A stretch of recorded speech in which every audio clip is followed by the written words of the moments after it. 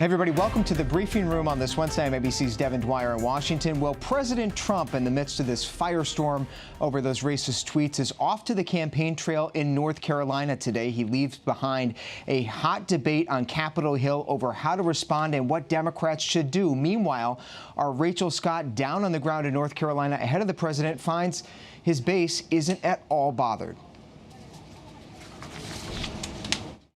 It seems like all they're trying to do is stir stuff up and cause discord. I don't think they were meant to be racist. It's a political view that these people have. The way I interpreted his message was, if you hate the country, leave. His statements had more to do with their continuous statements that sound un-American, that sound negative toward America. The president's campaign openly acknowledging today that this is part of a deliberate strategy they see as a winning one, stoking the race debate in this country. Democrats are divided over how to handle this. Let's bring in our Ben Siegel, who's up on Capitol Hill. Ben, leaders like Speaker Nancy Pelosi think that the party shouldn't take the bait here. They should downplay this. Meanwhile, you've got a lot of progressives who say all of this means impeachment needs to happen. That's right, Devin. You have Congressman Al Green from Texas. He's forcing an issue that Nancy Pelosi and many Democrats did not want to take up at this time. That's impeachment. He says that is the only response that Congress should be having to these attacks against these congresswomen from the president. He wants to go on the record and condemn him, take things a step further than that vote yesterday on the floor. But again, that's something they don't want, and that's something many members don't want before they go home for the August recess and to talk about what they've done so far in Congress. And we know that those 4 Democratic congresswomen of color at the center of this storm also supporting impeachment. Ben, real quick, that vote on impeachment headed to the floor tonight? That's right. We're expecting around 5 o'clock Eastern time. The House is going to figure out, leaders are going to figure out how exactly to handle this because of the way that Congressman Green brought this up. They have to take this up today.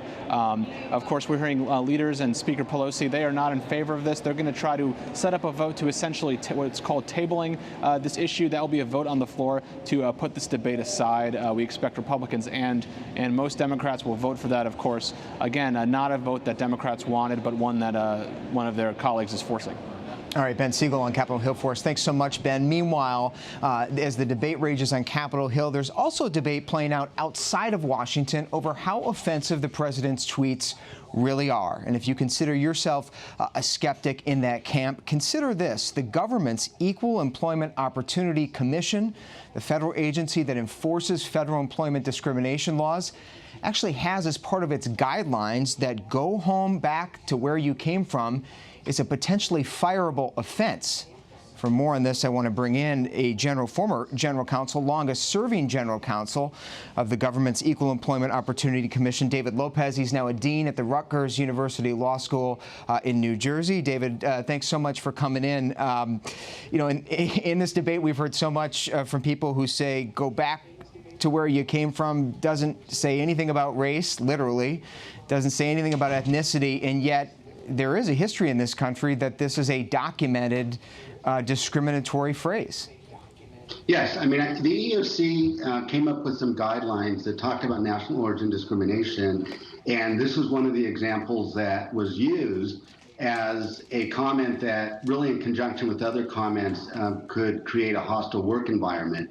I think what's important to remember is this is a very complex question legally here, because what the president did is directed the offensive comments at 4 representatives elected democratically by other Americans and not at employees of the federal government. However, as head of the federal government, what the president does and his comments and his remarks really sets the tone for the cabinet secretaries, for all the managers in the government. And I think we have to all ask ourselves, how would we feel if our boss made comments like this on an ongoing basis, on an ongoing basis? And David, as the general counsel for a long time at the Equal Employment Opportunity Commission, you certainly saw a number of employment discrimination cases in your day. How common were cases involving the phrase, go back to where you came from? Did you actually see enforcement cases involving this exact phrase? Well, we had cases involving similar type comments that were designed to exclude other individuals based on their race or national origin. And I think it's really important to kind of contextualize any case. And here, the comment was directed at four representatives who are American, one of whom is from Puerto Rico and others African American, but all four of them were Americans. And the comment certainly appears by design to be a way to sort of exclude those individuals and make them seem like they were not part of our American family. And I guess the bottom line is that in your day, David, if the average working American ever uttered that phrase in a workplace, they could be liable to some sort of a discrimination charge, possibly even lose their jobs. David Lopez, former general counsel at the EEOC, also dean now of Rutgers University Law School. Thanks so much for that important perspective. As all of this is playing out, the president is down in North Carolina. Our Rachel Scott is there. Rachel, you don't expect the president to back off this strategy based on some of your reporting.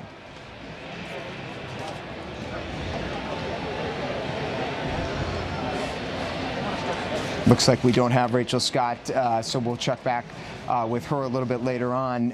Moving on now to this national conversation about race and justice coming on the 5-year anniversary of the death of Eric Garner. He was a New York man killed in a chokehold involving New York City police 5 years ago. His case became a call to action for the Black Lives Matter movement. Just yesterday, the Justice Department announced after a lengthy investigation they would not be pressing civil rights charges against the officer there.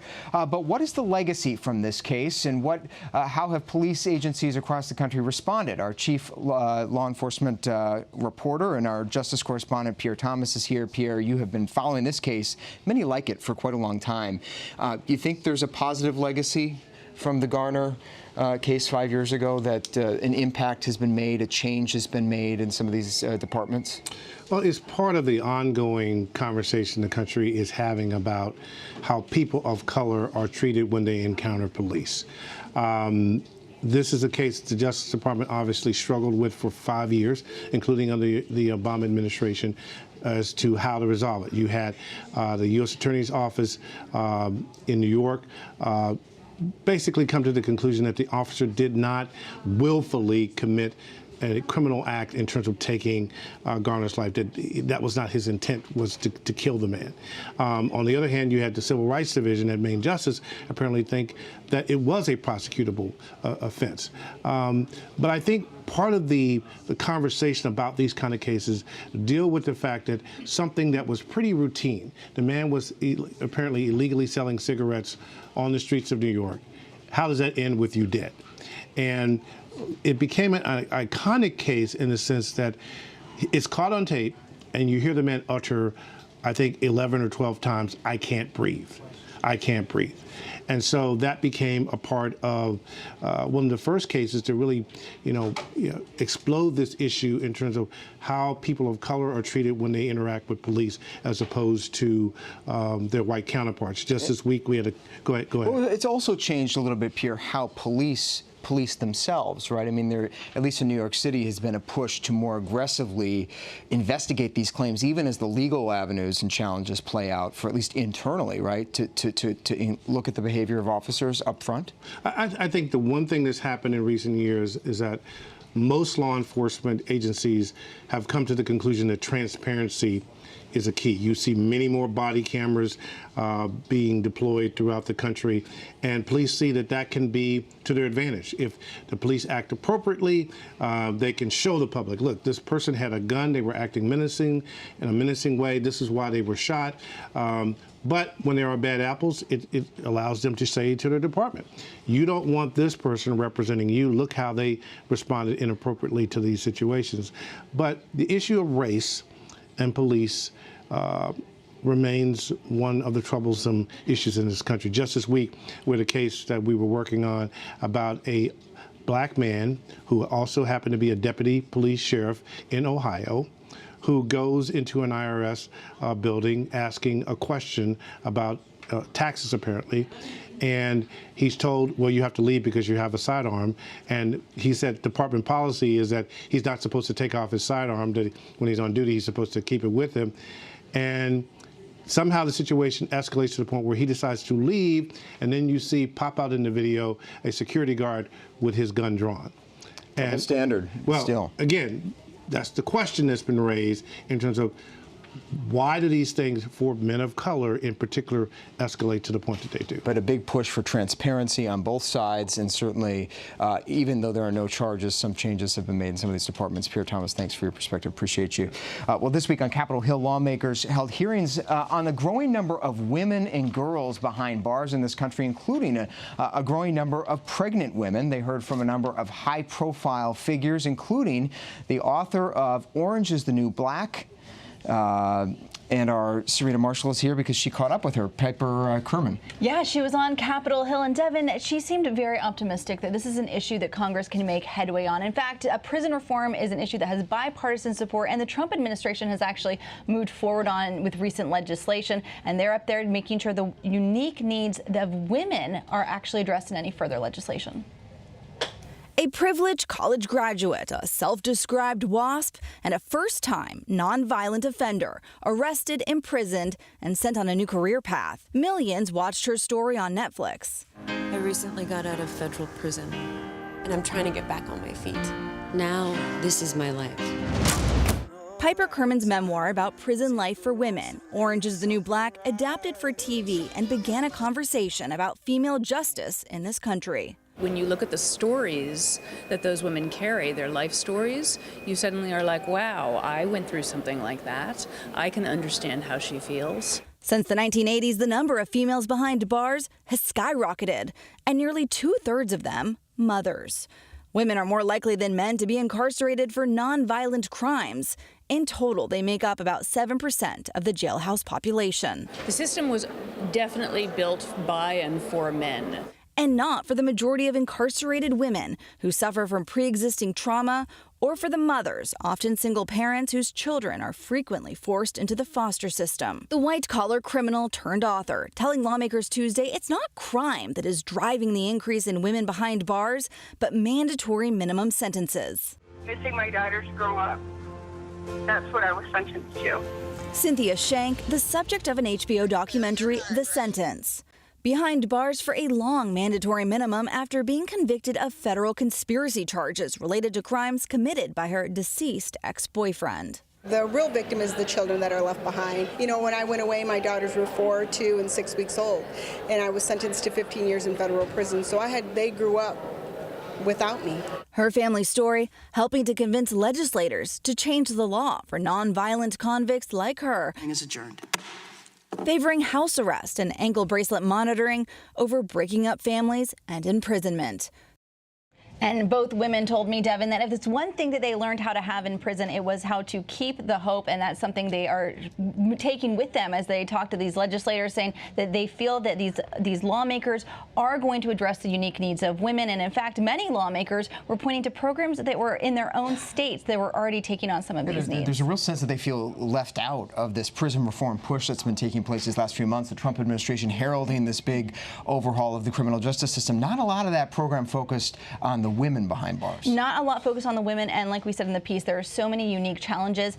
More than 100,000 women are entering the prison system pregnant, and those women are forced to have their children and go through maternity while they're pregnant in prison. They're able to have the child at a hospital, but often as soon as they're released from that hospital, the child is taken away. The mother returned to prison is actually one of the issues that Piper Kerman said stuck out to her most. Her first day in prison was seeing a woman who was 8 months pregnant and not even realizing that pregnant women are in prison. Some of these state programs actually include things like nurseries in the prison system that mothers can then stay with their children up until 2 years of age, so they're not being separated from birth. Interesting stuff, Serena Marshall. Thanks for your reporting. Thanks for bringing that to us. Now to the race for 2020, an increasingly contentious divide among the Democrats over how to proceed on reforming the nation's health care system, and they're trading accusations about lying to the American public about how much it will cost and what the trade-offs are. Our Adam Kelsey, political reporter, covers Bernie Sanders. He's here in Washington today launching a defense of his Medicare for All plan. Adam, this comes amid some of the sharpest criticism yet from within his own party.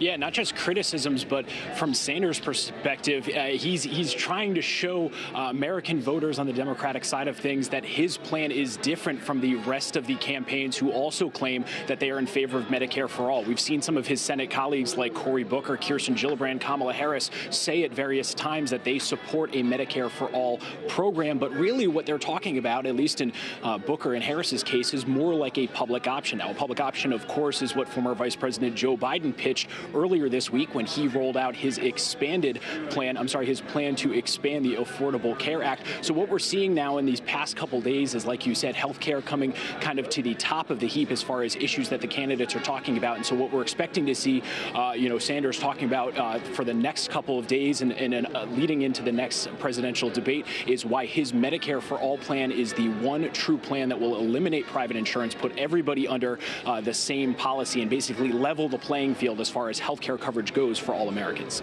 Yeah, and raise income taxes on all Americans to pay for that $1 trillion cost. Adam, Kelsey, thank you. It's a vision shared by Kamala Harris of California. She also supports the Medicare for All plan. She had this to say defending her views today on CNN. But the idea that there would be any substantial difference in terms of the health care that people receive is just not accurate. So people who have private insurance would eventually have to give that up under your plan? They would eventually be covered under Medicare for All, and they would still see their doctor, and that's what they want. How long will this transition take? I think the transition is going to have to take, the bill is 4 years. I think it's going to have to take more than that, to be honest with you. Yeah. And all of this done without a middle-class tax hike? Without a middle-class tax hike, yes. $30 trillion over 10 years. There are ways to pay for it, also understanding the investment that we are going to be making in a way that is going to reap great benefits in terms of other costs. And Harris went on to insist that despite her call to eliminate private health insurance, she would not be effectively eliminating Obamacare. That drew a sharp retort from former Vice President Joe Biden. Take a listen. I don't know anybody who thinks that. You either are Medicare for all, which means Obamacare is gone, period, or you build on Obamacare like I'm doing and you provide a Medicare option. I don't know what her position, maybe she's changed her position, I don't know. Bernie Sanders accused you of lying in a tweet today. He likened you to Mitch McConnell and Donald Trump. He said I lied? He used that word? He said that you've been telling lies on Medicare for All. What do you make of that? What do you think about the personal tone? Well, I'm not going to respond. All right, let's bring in our Molly Nagel. She's out in Iowa. She's covering former Vice President Joe Biden.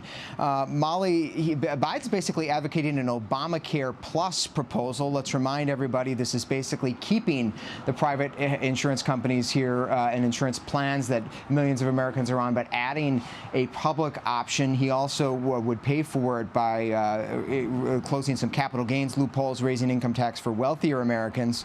How are voters out there in Iowa digesting this debate? Do you get the sense that Democratic caucus goers are weighing their options between Harris and Biden on health care? What are you hearing? Devin, they're definitely paying attention to this health care debate. A lot of the voters that I spoke to really like Vice President Biden's plan. They like that it keeps on what we already have and builds and grows upon it. They think that that's really important, and they're hesitant about moving to a new system and the chaos that could inject into the market.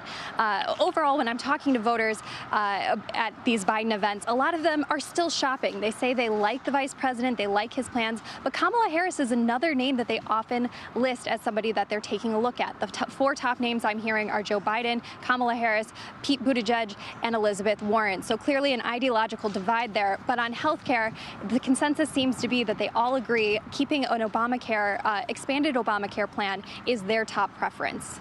Top preference among the Biden supporters, but interesting, they're all paying attention. It is a sharply contrasted debate on this. Molly Nagel, thanks for your reporting. A short time ago, we caught up with Senator Michael Bennet of Colorado, one of the Democratic contenders, one of the moderates in this race, whose own health care plan looks a lot like Joe Biden's. He's also jumping into this fight, taking on Kamala Harris and Bernie Sanders. Take a look.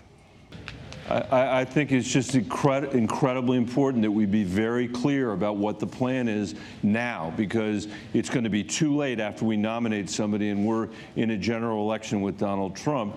And my concern is that I don't think people have made it clear that this bill makes illegal all private insurance in the country. It takes insurance away from 180 million people that get it.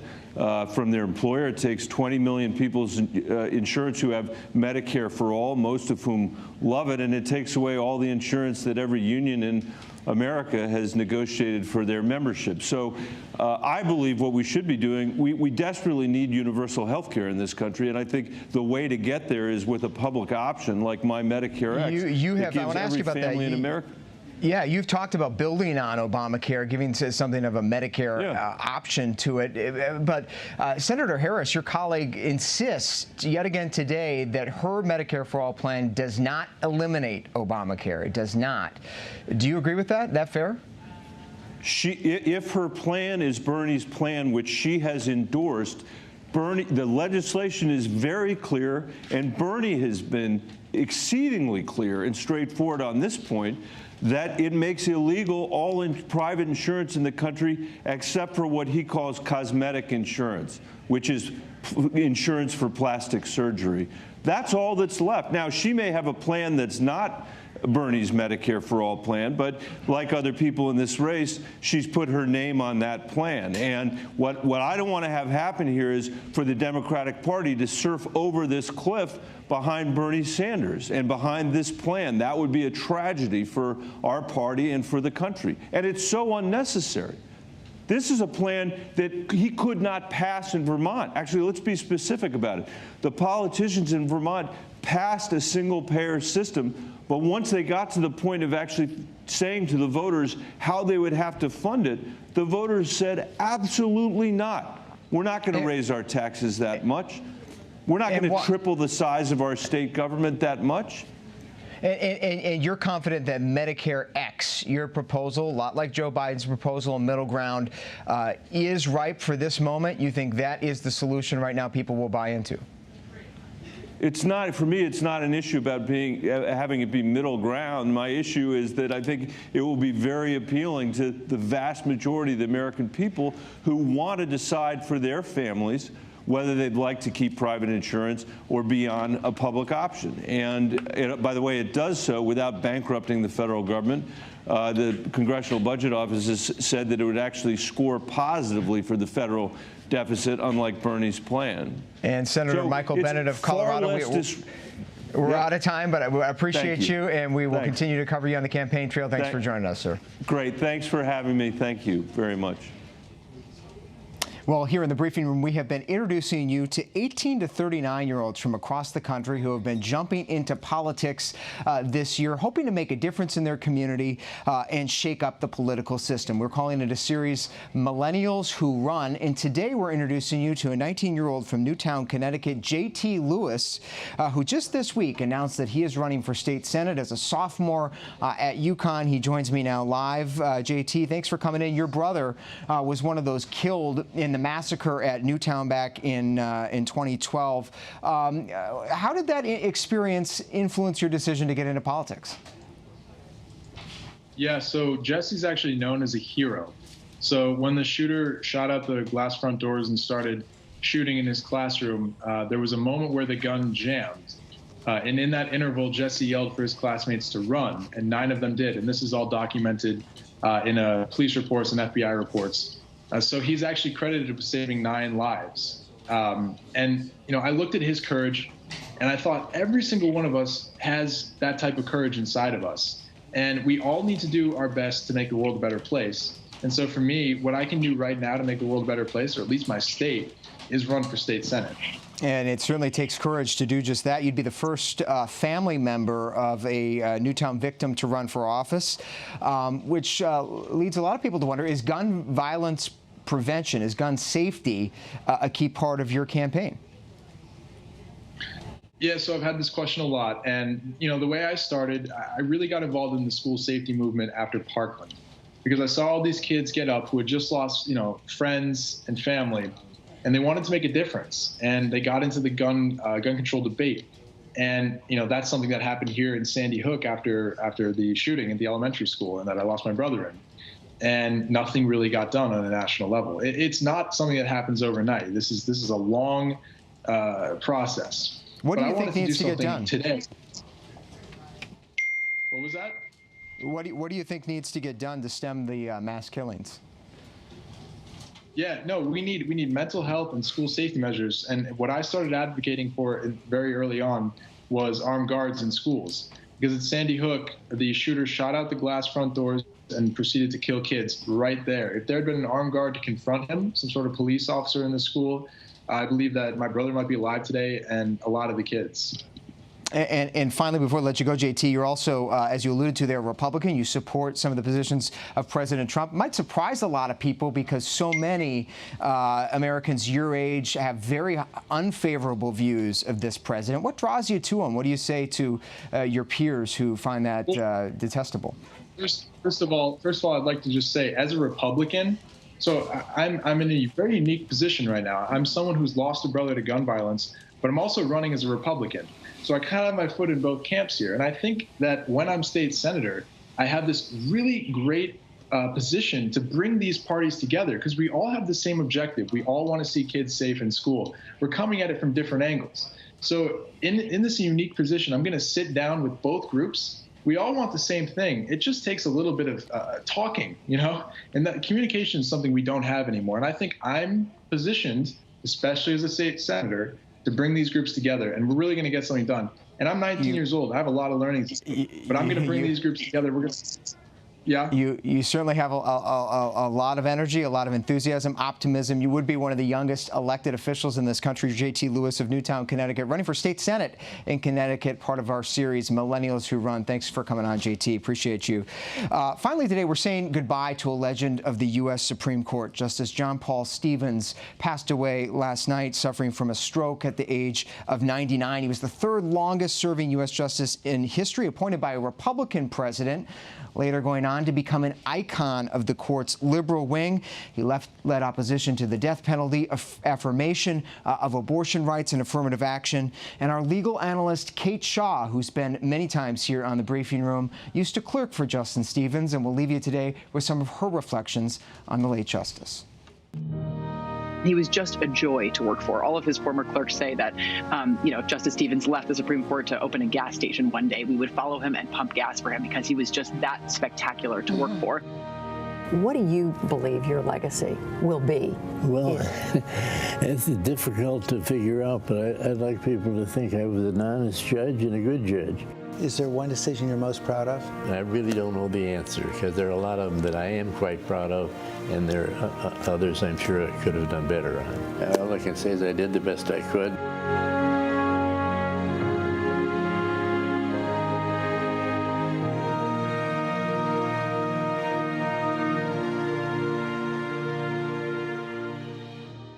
ABC News, straightforward.